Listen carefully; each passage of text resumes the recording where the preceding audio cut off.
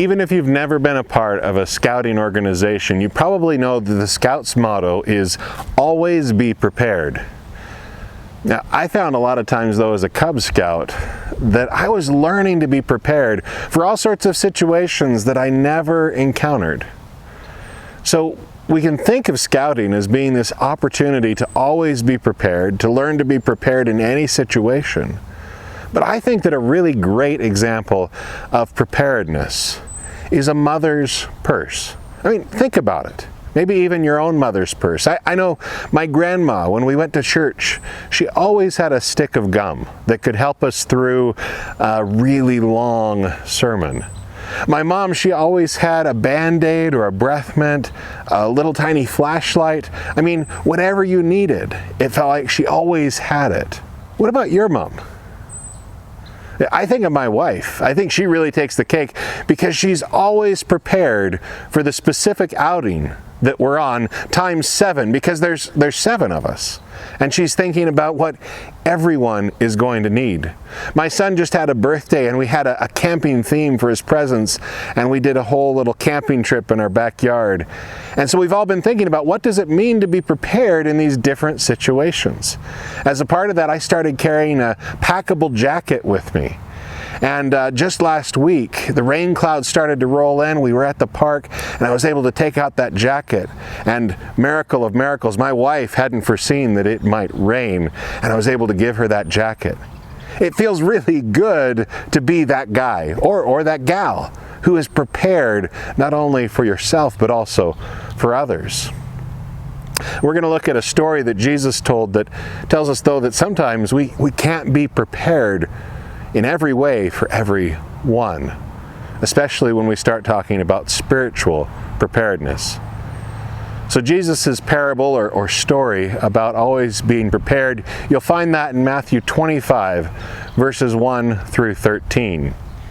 Then the kingdom of heaven will be like 10 virgins who took their lamps and went to meet the bridegroom. 5 of them were foolish and 5 were wise. For when the foolish took their lamps, they took no oil with them, but the wise took flasks of oil with their lamps. As the bridegroom was delayed, they all became drowsy and slept. But at midnight there was a cry, "Here's the bridegroom! Come to meet him!" And then all those virgins rose and trimmed their lamps. And the foolish said to the wise, "Give us some of your oil, for our lamps are going out." But the wise answered, saying, "Since there is not enough for us and you, go rather to the dealers and buy for yourselves."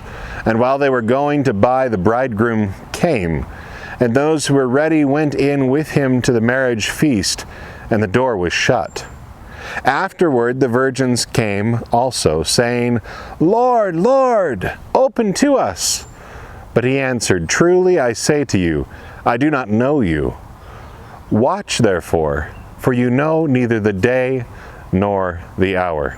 So let's walk things back a few steps.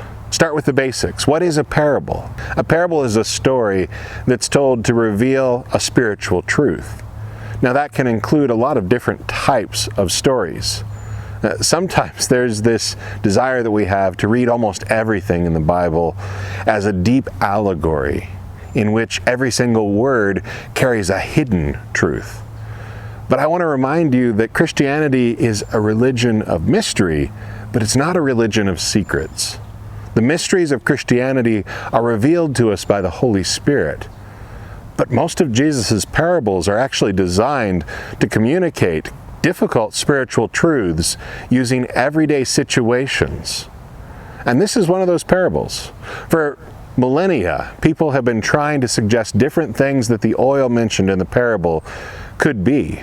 And the problem with all of the ideas that I've seen discussed, whether it's faith or good works or anything else, we can't purchase any of those things because Jesus has already paid the price for us to walk with him as disciples. In other parables, Jesus does explain what we need to do to be prepared. But the spiritual truth that this parable is focused in on is that we always need to be prepared. Always be prepared, just like the scouts.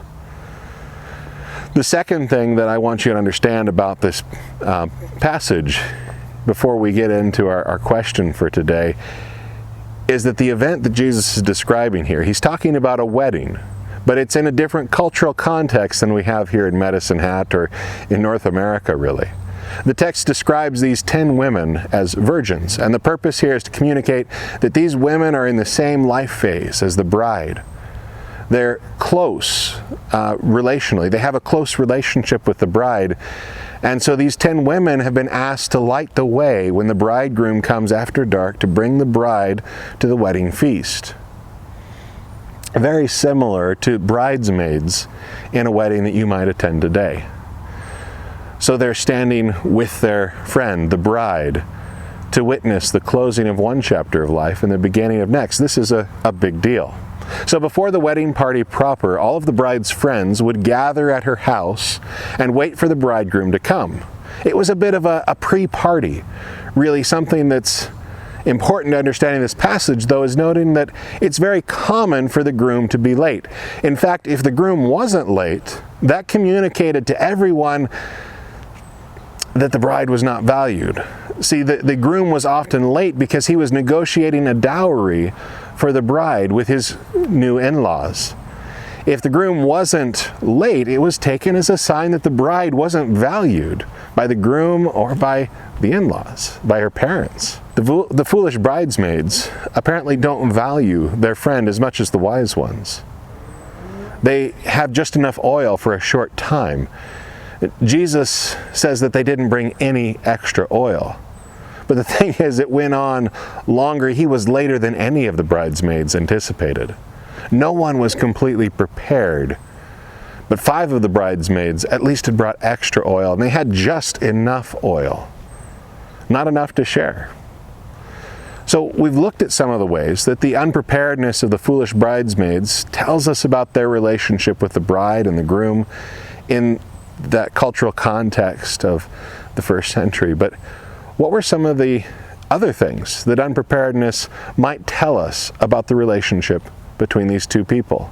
So if the bridesmaids were showing up at your wedding unprepared, what would that tell you about the relationship that they have with you? How would that reflect on their love for you? If they came to your wedding and they weren't dressed yet, they didn't bring the things that they needed to be prepared, maybe they were tired, they were yawning, they were communicating to you and everyone attending that this event, this once-in-a-lifetime event, wasn't important to them. So I want to know, why is it important to communicate that we love someone through being prepared, that we value a relationship?